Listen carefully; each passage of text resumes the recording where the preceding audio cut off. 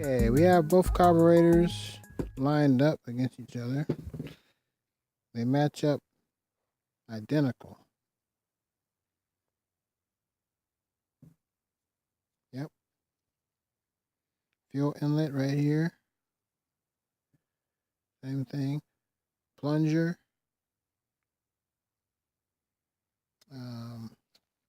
Choke.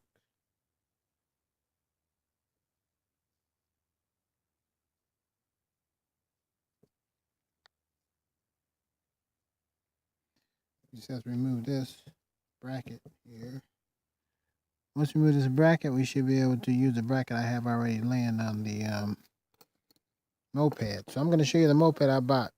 I bought it from a co-worker at a car dealership, and the price was $1,000. Excuse me, $1,000. The price was $150. So this is it. They call it a Urban Tank. Yeah, so looks like some type of Vespa wannabe. I had a Vespa a while back. It wasn't mine. It was a friend of mine who worked at a Vespa. He's a mechanical engineer. So anyway, he took that back. This is a kind of like a Vespa replica, Chinese motor scooter. So I got a part, and he sold it to me in this condition because he couldn't start it.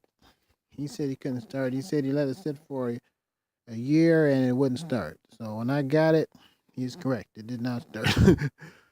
And it won't start. So took the carburetor out.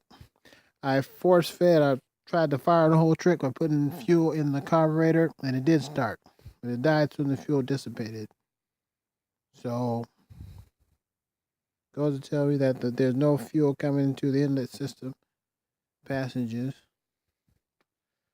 There's a little speedometer. So there is a kit you can buy on eBay for this carburetor.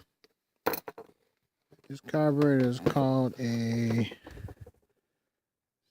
CV. Where is that at?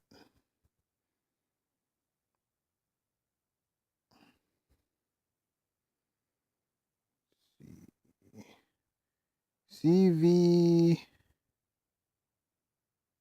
It's a common Chinese scooter carburetor, so it goes with these cars. That's gonna be these mopeds. So anyway, as you can see, it is full of a lot of jets and passages that are pretty small.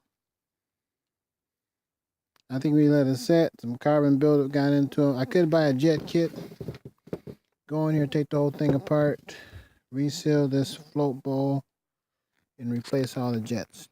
That kit is $9.99. This for a new carburetor, you get one for $18. I bought mine for $34 because it's a little more higher quality American built, rebuilt replica, but you can get them for $18, free shipping on eBay. So why rebuild it when you can do it that way? But I'm still gonna buy a rebuild kit and rebuild this just for the fun of it. Till then, we have a new carburetor. We're gonna proceed to take this bracket off and install it. See if this thing will fire up. You know, it's starting to get cold out here, so I ain't gonna be driving it in the winter, but I want to get it started so I can see if it runs. There we go. Wow. Why you want to use anti-seize on a little tiny carburetor like this? Especially when it's aluminum or cast, you can crack this stuff very easily. So there's no use of tightening it like that. Anyway, whatever. So there you go.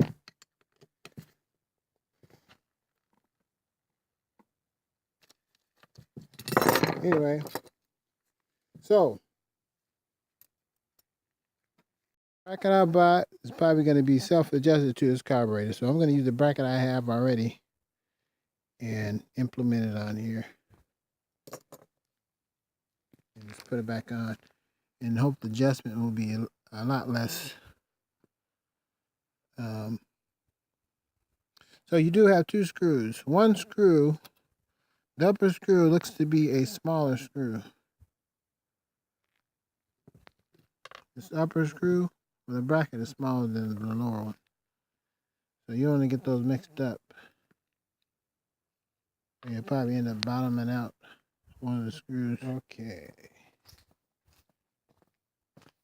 Now, this system is not really complicated at all, to be honest with you. You have an intake right here. It's like a floating intake, and you have the intake system right here, and you have the filtration system right here.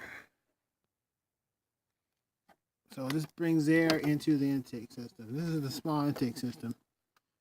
There is an upgrade for this I'm going to be putting on after I do a full throttle run in this thing and see if it actually causes any, adds any miles per hour. But yeah, it's just a floating system with a carburetor in between. The throttle body side goes towards the intake, which is kind of a backwards type of deal. Usually the throttle body is right by the air intake system, but actually it's at the intake of the manifold. They call this the manifold here. This is the intake manifold. This is the air inlet. So you have the throttle body here facing the intake manifold, which is kind of backwards. So when I measured them out, it said it would fit this intake throttle coupler here. So we're gonna see if that works. And get it cracking, baby. There's a fuel inlet came covered up by this hose right here, which was smart of them. Keep stuff and debris out of it. Let's see, a better view. There is one connector you get, and that goes to the connector right here. There'll be a plastic connector on the side. So before I do that though, we need to connect the throttle body linkage. Now this is where some people probably get kind of scared of doing this. I'll show you. There's a throttle body linkage. Actually, the guy I was working with that I had this was scared to take this apart. The throttle body linkage is right here. That's the same bracket I just took off. You got two screws. You have a long screw here at the bottom. You have a short screw at the top. Let's see. There's a little, I guess you could call it it almost looks like a CO2 .177. If you know what I'm talking about, those air rifles. Attached to a cable, right? That's gonna go in to this bracket here. What we have here is the fuel inlet we're gonna hook up. So we're gonna need to set something up here. I'm gonna have to put my phone down. Put the filter. Fuel inlet on the carb is right there. You'll see. My finger's pointing. And you have the intake and the air inlet. So I'm gonna hook that up and I'll show you what it looks like in a minute.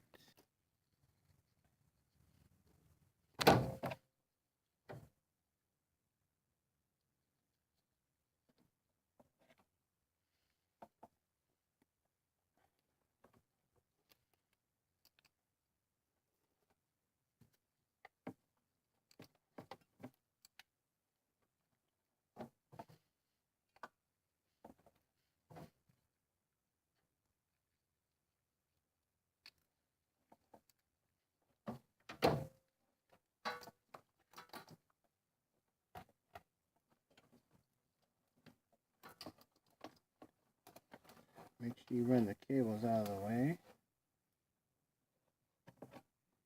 I'm going to proceed to hook up the fuel inlet.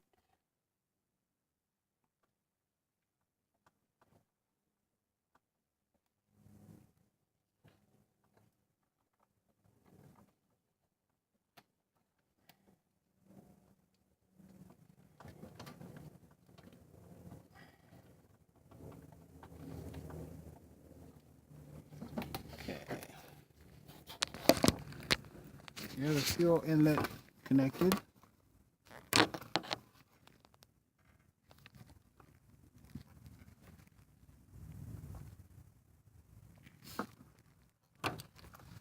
Now, There's a coupler that goes on it. It just came off, unfortunately. This coupler goes on. You want to make sure you put that on before you try to put the carburetor on. Alright, we're going to line up the coupler now.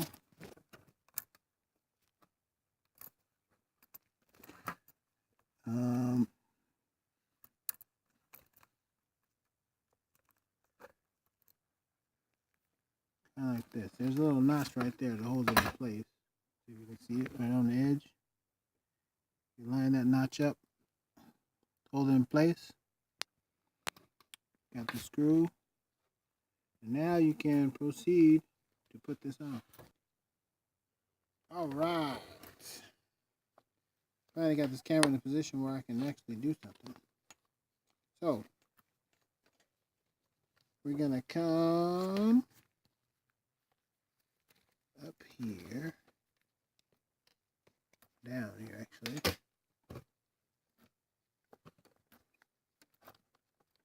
Bring her down. Move the air inlet out the way.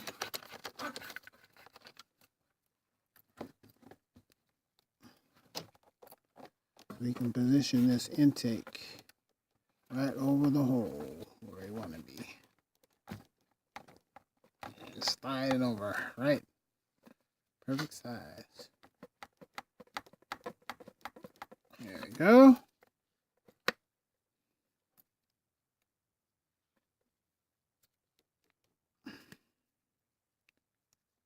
So you got the coupler right over it.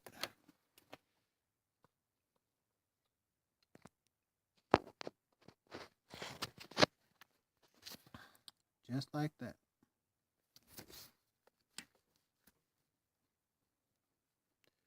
See, it's a floating carburetor over a plastic intake and a plastic air inlet. This is the definition of a manifold. I'm going to be replacing this soon in my next video. Anyway, new carb is on. Linkage is on.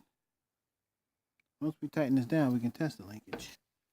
So you just tighten down this coupler.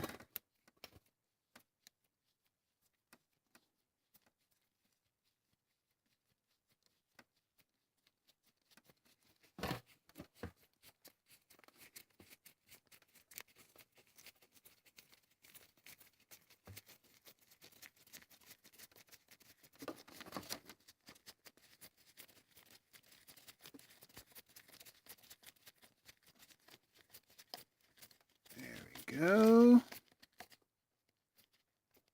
Nice and snug. I'm not going to try to kill it. Now, let's test the throttle linkage here. This is the throttle linkage. So,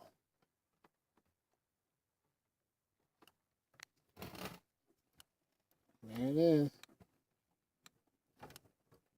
Now it's working perfectly. We have the fuel inlet here. We'll branch out to the side temporarily. Try to keep these cables out of the way of moving parts or any heat. Yeah, you don't want to abrade them or cut them or burn them. So, we have fuel, we have throttle, we have spark. Spark plug right here. I don't even need to hook this air inlet up right at the moment, because I'm going to wait till I fill up this float bowl. It's going to take a couple of turns to get the fuel into the float bowl. So we'll leave it just the way it is. One thing we do need to connect is the electric choke. And we need to route this cable here. There's a cable underneath the carburetor that shoots down. Yeah, I'll show you.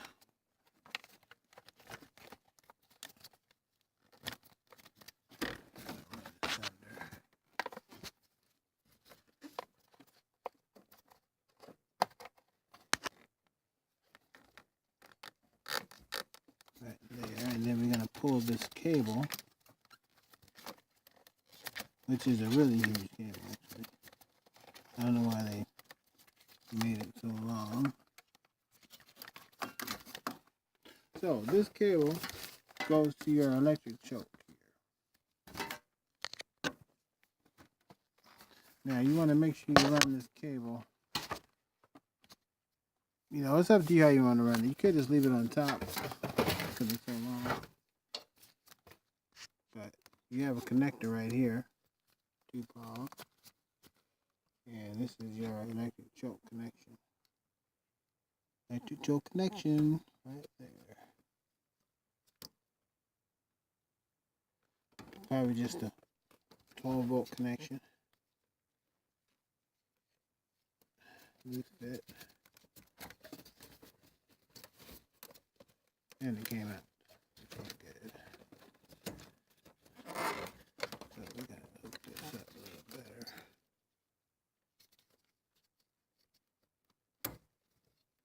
There. That's it. Nothing to it. Pretty. So to get it started, that should be it right there.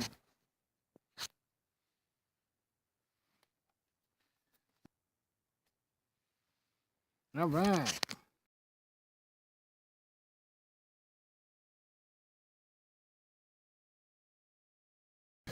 All right, we got everything connected here. Intake, air inlet.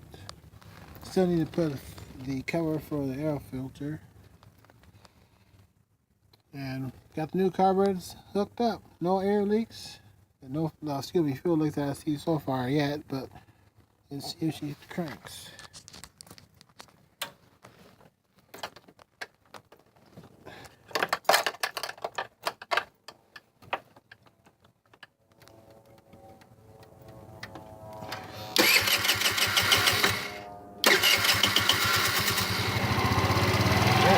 There you go.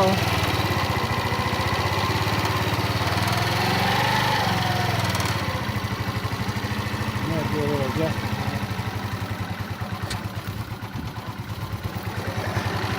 Throttle idle screw here.